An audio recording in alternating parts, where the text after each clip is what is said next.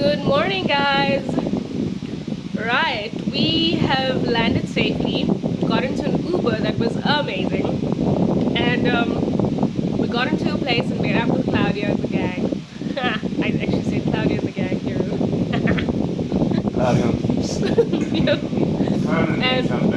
And it was like, it was a magical moment once again, meeting up with familiar faces in Durban. And although it was dark, the road or passing through Umhlanga, then going to passing malls, even though we even got to past a toll, I completely forgot that there were tolls here in Durban within such close proximity. Anyway, we drove by and the Uber driver had it undercover. He had his pass ready and set, so the ride to the destination was effortlessly and easily. That's how it should be.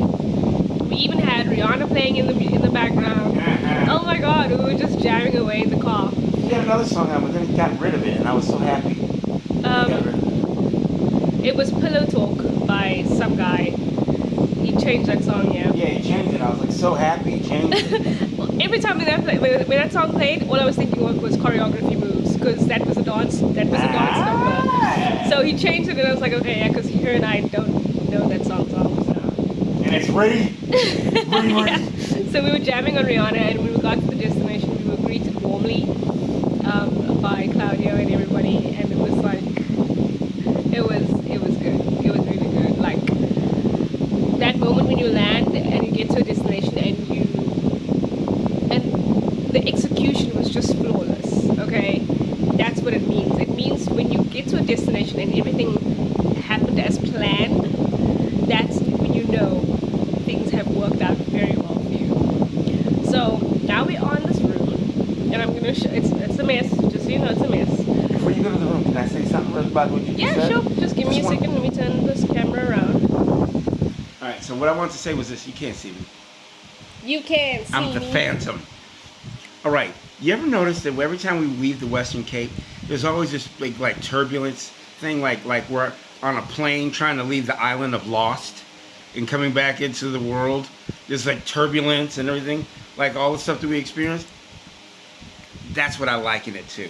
Every time we wind up leaving the Western Cape, but we keep coming back. No more. No more. No more. Hell no. Never again. Oh wait, wherever you're at, never again. So I just want to add that, just what you thought your thoughts were on that. Like every time we like leaving, you know, we go through raining and turbulence and all this other stuff, trying to get us to run backwards. Mm-hmm. All right? Not me. Not your man. Not your king.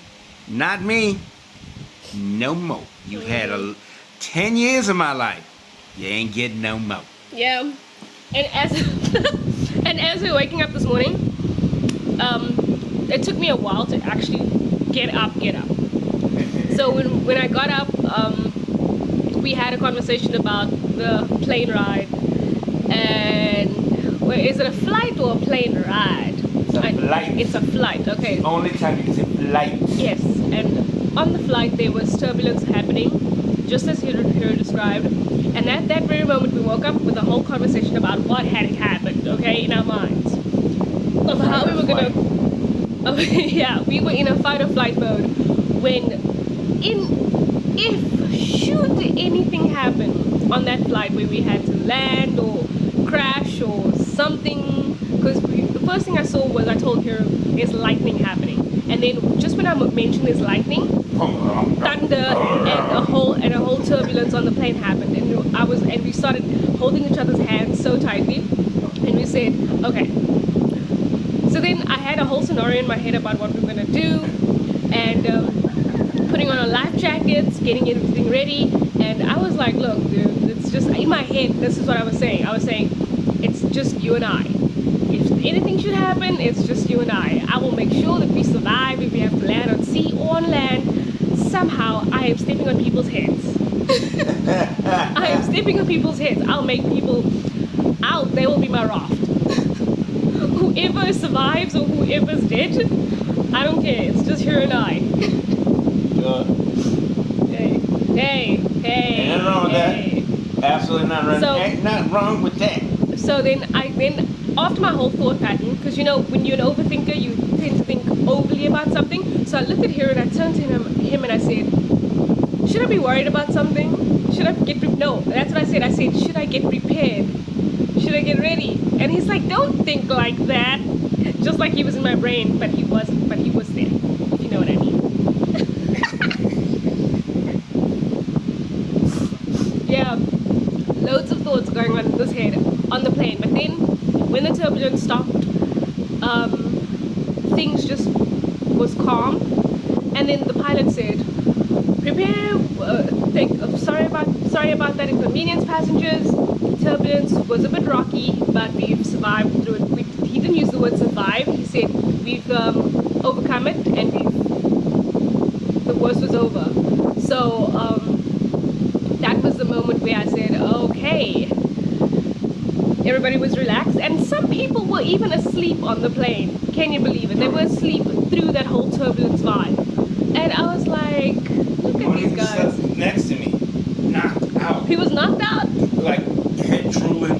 What? Bobbing. Not he wasn't drooling, but I mean his head was like bobbing, like so. Like Wow. the dude behind you was up against the window, like this is come this out, and I had to look around and see if there was other people because I was like, oh my gosh, are we on the lost plane?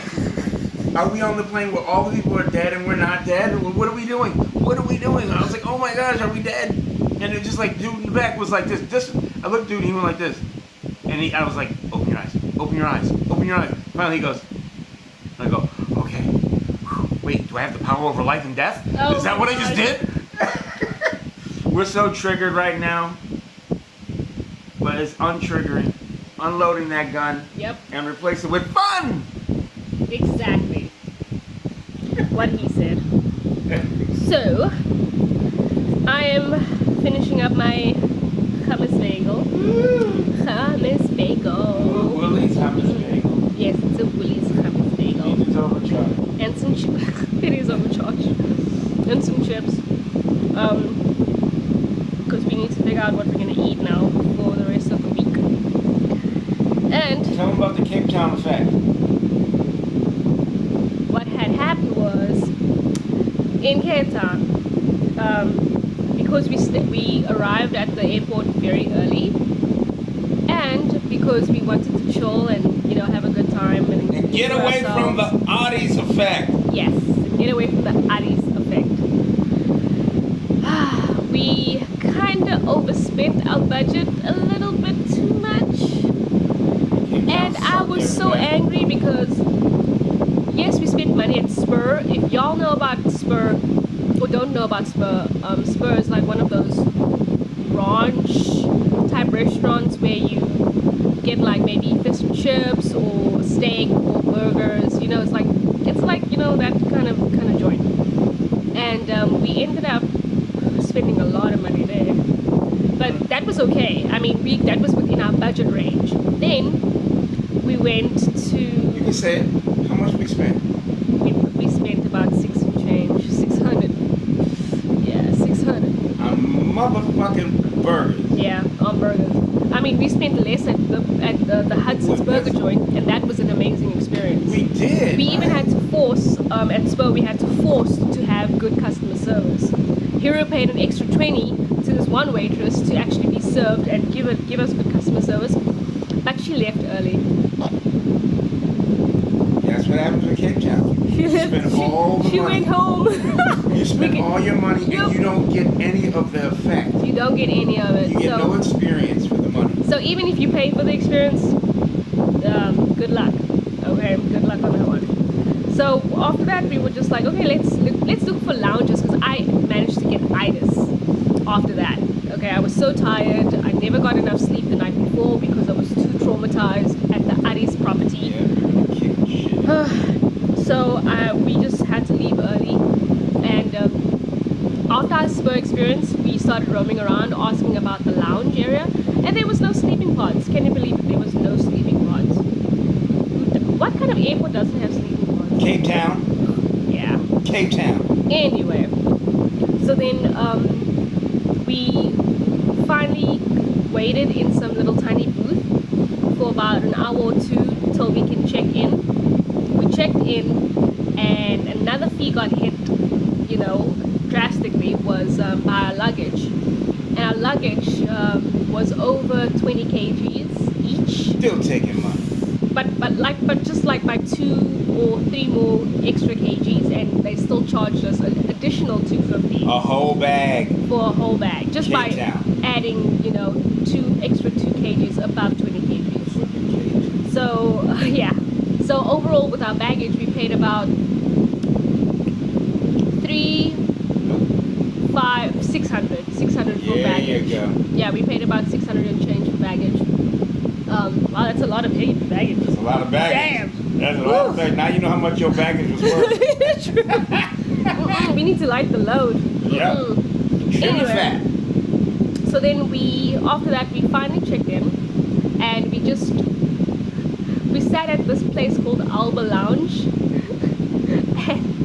and I asked for water. I wanted some water, and I didn't specify whether I wanted tap or still water or bottled water, so she just brought bottled water. And then in my water, she put a cordial of lime in it when I specifically asked for a wedge of lime. And when she gave it, I wasn't, I was like all nonchalant because we were watching a movie on the phone, because we can do that. Hi. And Thanks, Rain. yeah, thanks, Rain. And then she put, when you ask at a restaurant for water and lime, you think, okay, there's a wedge of lime in your glass with a straw and some ice blocks. No, this chick brought me a lime cordial, splash shot, like a shot of it in my glass with some ice and my still water, and I was like, $27.50 oh a my shot. god, are you serious? $27.50. And I wasn't aware of this because I was watching my movie. I was just like, okay, it tasted good though. I'm not gonna lie, it tasted good, but I thought it was like on the house, naively. $27.50 on the I really house. thought it was on the house, but it wasn't. So then I asked her for another one. Another $27.50. With sparkling water this time, and then the bill came to about $200, and I was like, whoa. For some motherfucking water and a mocktail, strawberry Can you believe daiquiri that? mocktail. Damn. Oh yeah, Hero had a strawberry daiquiri along with that, and I was like, damn. And then when we left, we nearly almost missed the plane. Can you believe that? Because they decided to leave earlier. Our flight was at 7:40. The flight decided to leave at 7:30. Was it 7:20? Because we walked out of, it was at 7:30. So they left at 7:30. Oh my god. I was in the bathroom and I ran. We literally ran because there was no one in the booths. You know that waiting booth area? By the time we got into the plane, everybody was already seated. And I was like, oh shit. Did we come late to the party? Actually, I kind of felt a little VIP-ish You when I did? walked in. I was like, hey. Oh, and I walked God. up to the woman, and I was like, where's my seat, kind of thing like that. And she was like, the plane's that way. She was like, we have been. That's the last no frills airline. That's the last no frills airline we're gonna take. We're not gonna take a no frills anymore. What we are gonna do is we're gonna take either business or first class.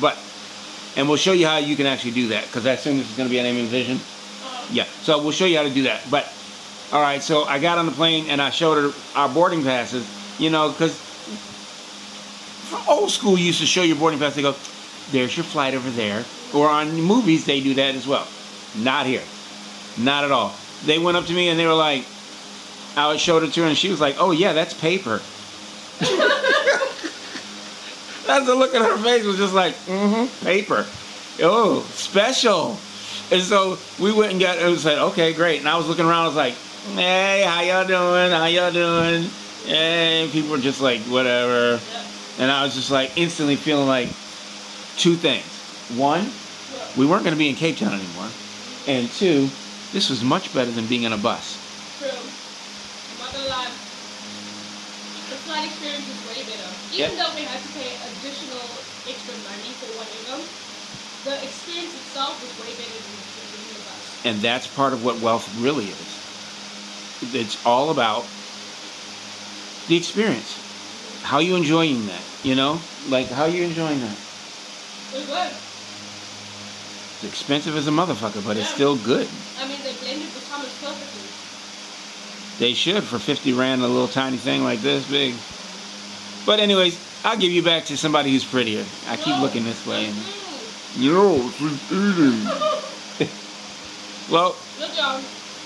I just needed to share with you about our experience because if you ever get ooh, into a similar experience like that, you'll know what to do. I gotta say this though. It was a sheer delight looking at you, enjoying yourself. Ames had gotten into this thing and living life that she was actually, and many of you do this. You get into your life and you don't realize that you're in this, in a cage, in a box, not even a cage, because you can see out of a cage. It's a box you can't even see out of. And you don't realize that you become so complacent with being a willing, voluntarily participant in your own life's destruction, that when you're actually getting out there having a certain thing, you're letting moments pass you by. You're looking through the phone. You're looking through all this other stuff, and life is passing you by. So we're passing up, and this is my best friend. Y'all know I don't talk nothing bad about her, and if y'all talk bad about her, and I find you in person, Oh boy. I'm gonna straight snuff you. It's just gonna be, just gonna,